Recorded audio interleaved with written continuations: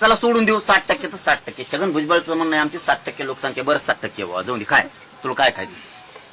पण जरा गणित लावा बरं. 60% ओबीसी, 20% एससी एसटी, किती झाले?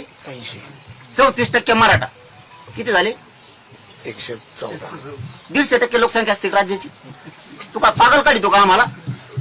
आणि मुस्लिम, मारवाडी, बामण हे बिचारे कोण सोडित, दुसऱ्या राज्यात नेऊन सोडितो का? कोणचं गणित आहे? किती येड्यात काढणार माझ्या समाजाला तुम्ही? किती?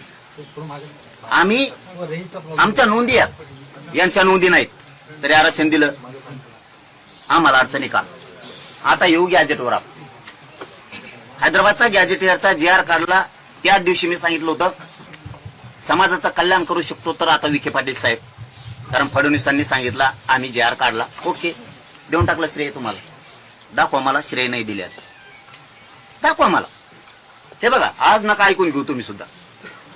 त्यांच्या दारात गेलो होतो म्हणून ऐकलं, माझ्या दारात आलात, माझ्या समाजाच्या दारात आलात म्हणजे आम्ही सुद्धा अवमान नाही करणार. नाही होणार, तुम्हाला जाईपर्यंत सन्मानच होणार. ते मध्ये काय केलं म्हणलं तर आता कोणी पोरायनी कोण येत मला काय त्यांचे नाव काय माहित नाही. जाऊ द्या, तुमचे लेकरं येतं करत असतात, तुम्ही उच्च येतं. राजकारणात हे पचावं लागतं. एखादं बोललं असेल, कशामुळे बोललं मला माहित नाही, राजकीय स्टंट होता का, त्याच्या डोक्यात काही वेगळे विचार आहेत का, आंदोलनाला गालबोट लावा म्हणून का, चर्चा होऊ नये म्हणून का, खरोखरच त्याला समाजाविषयी प्रेम होतं म्हणून केलं. हे याच्यातला काहीच तारतम्य माहित नाहीये.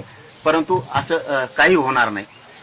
झालं असेल तरी ते मोठ्या मनानं तुम्ही बी ठेवत जावा. राजकारणात हे सुरूच असतं. एखाद्याचं लेकरू बाळ म्हणतं, एखाद्या वेळेस रागात येतं.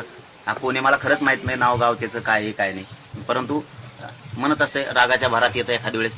त्याला वाटतं समाजाचं कल्याण व्हावं म्हणून तुम्हालाच भांडत असते सगळे. आणि आता राजकारणाला बी घोडे लावल्याशिवाय निवडून येत नाही का कुठे. त्यामुळे